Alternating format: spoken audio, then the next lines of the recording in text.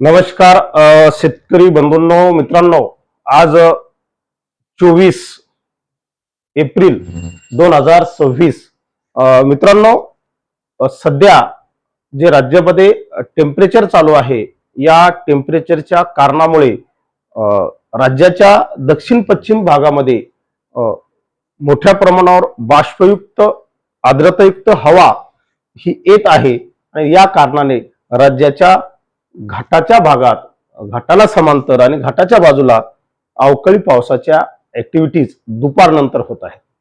मित्रांनो, गडगडाटी वादळ हे होत आहेत.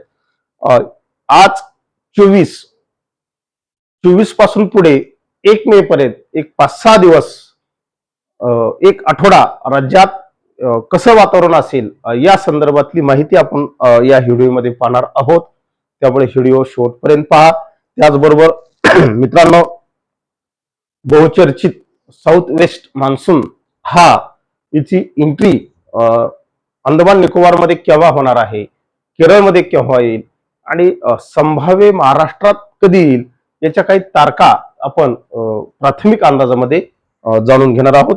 त्यामुळे व्हिडिओ निश्चित पहा, आपल्या मित्र परिवाराला शेअर करा, फॉलो करा. तर मित्रांनो, हे आहे मल्टी मॉडेलचा भाग. हा आपण मित्रांनो केरळ आणि कर्नाटक राज्याचा परिणाम, त्या भागातून जे बाष्प पुरवठा आपल्याला होत आहे अरबी समुद्रातून आणि बंगालच्या उपसागरातून, या कारणामुळे मित्रांनो राज्याचा दक्षिण भाग या मॉडेलने अगदी सिंधुदुर्ग, कोल्हापूर, सातारा, सांगली, अगदी पुणे मित्रांनो, अहिल्यानगर, इंदापूर, इकडे सोलापूर, लातूर, त्यानंतर मित्रांनो नांदेड, या भागात आपल्याला पावसाच्या ऍक्टिव्हिटीज दाखवल्यात. परंतु या भागात थोड्याशा कमी ऍक्टिव्हिटीज आहेत. ढगाळ वातावरण होईल. फारशा पावसाच्या ऍक्टिव्हिटीज 24 तारीख ते 1 तारखेचा हा एकत्रित अंदाज आहे 1 मे पर्यंतचा. त्यामुळे या ठिकाणी फारशा पावसाच्या ऍक्टिव्हिटीज नसतील, ढगाळ वातावरण होईल. मराठवाड्याचा जो भाग आहे, छत्रपती संभाजीनगर आहे, बीड आहे, अहिल्यानगर आहे, जालना आहे, परभणी, हिंगोली, या भागात हिंगोलीला तरी काही प्रमाणात मित्रांनो ढगाळ वातावरण राहील, पावसाच्या ऍक्टिव्हिटीज राहतील. परंतु राज्याच्या इतरत्र भागात फारशा पावसाच्या ऍक्टिव्हिटीज नाहीत. या मॉडेलचा तो अंदाज आहे. दुसऱ्या मॉडेलचा आपण अंदाज काय तो एक पाहू. हे मित्रांनो GFS मॉडेल आहे.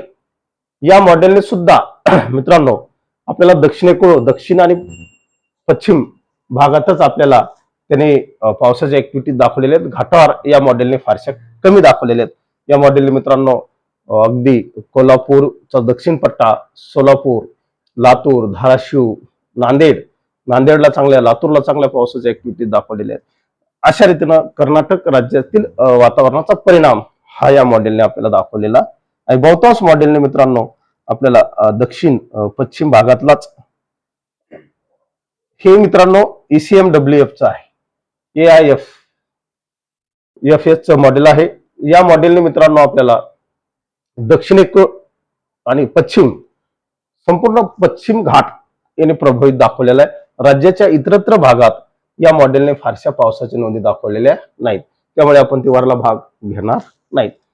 ज्या भागात आपल्याला पावसाच्या ऍक्टिव्हिटी दिसतात यामध्ये प्रामुख्याने घाट आहे. याचं एकमेव कारण आहे समुद्र सानिध्य जवळ आहे, आर्द्रतायुक्त वारे या ठिकाणी वाहत आहेत आणि दुपारनंतर गडगडाटी वादळ चा पाऊस पडतो. यामध्ये टेम्परेचर असल्या कारणाने हवा ऊर्ध्वगामी जाते आणि ऊर्ध्वगामी हवा गेल्यानंतर त्यामध्ये बाष्प असतं आणि ती थंड होते आणि त्या जलकणाचं रूपांतर मित्रांनो गोठबिंदू पर्यंत जातं आणि नंतर त्याच्या गारात रूपांतर होतं आणि काही भागात, ठराविक भागात गारपीट होत असते.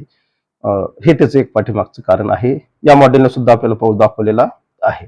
दुसरा मित्रांनो ECMWF हे एक मॉडेल आहे जे आपण नेहमी वापरतो. या मॉडेलने सुद्धा आपल्याला मित्रांनो घाटावरच पाऊस दाखवलेला आहे. यामध्ये मित्रांनो बेळगावला लागून असणारा जो कर्नाटकचा दक्षिण भाग आहे, यामध्ये सिंधुदुर्ग, रत्नागिरीचा काही भाग आहे, अगदी हा पूर्ण सह्याद्रीचा घाट आहे. लक्षात घ्या, कोकणात पाऊस होत नाही पण घाटावर होतोय. याच्या पाठीमागचं जे कारण आहे, या ठिकाणांचे जे बाष्प युक्त आर्द्रतायुक्त वारे निघतात, या घाटाच्या भागात ते अडथळल्या जातात आणि ताडल्या जातात, अडवल्या जातात, त्याला प्रतिरोध होतो आणि प्रतिरोध स्वरूपाचा पाऊस हा पावसाळ्यात सुद्धा या भागात होत असतो अवकाळी पावसाचं वातावरण सुद्धा मित्रांनो याच पट्ट्यात आपल्याला दिसतंय. अगदी पुणे नाशिकच्या दक्षिण भागापर्यंत हे वातावरण आपल्याला जाताना दिसत आहे. वेगवेगळे मॉडेल आपल्याला दक्षिणेकडेच पाऊस दाखवत आहेत. मित्रांनो, साऊथ वेस्ट मान्सूनचं काउंटडाऊन लवकरच सुरू होणार आहे. लक्षात घ्या, देशामध्ये लवकरच मान्सूनचं आगमन हे एक महत्वाचा टप्पा असणार आहे. याच्या पाठीमागचं जे कारण आहे ते आपण सांगू शकतो. मित्रांनो, सध्या संपूर्ण भारत हा मोठ्या प्रमाणावर तापमान आहे, उष्णतेच्या लाटा या ठिकाणी चालू आहेत.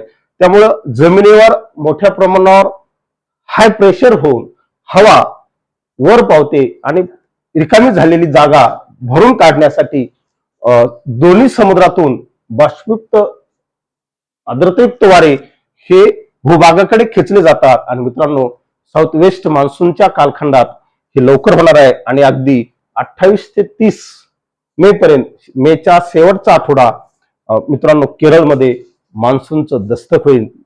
जी देवभूमी आहे या देवभूमीमध्ये मित्रांनो 30 मे पर्यंत आपल्याला दक्षिण पश्चिम मान्सून आलेला दिसेल आणि पुढे त्याची वाटचाल सुद्धा कशी होईल त्या संदर्भातली अपडेट आपण त्यानंतर देऊ.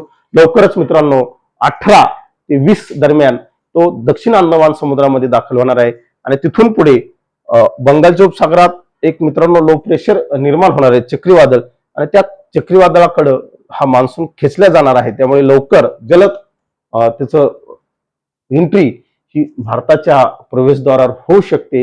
एवढंच या निमित्ताने सांगतो, थांबतो. मित्रांनो, हे सर्व मॉडेलचे विश्लेषण आहे. मॉडेलने जे सांगितलेले त्याचं विश्लेषण मी तुम्हाला सांगितलेले. यामध्ये माझं वैयक्तिक स्वतःच काहीच नाही. अधिक माहितीसाठी मित्रांनो IMD ला फॉलो करा. जय हिंद, जय महाराष्ट्र.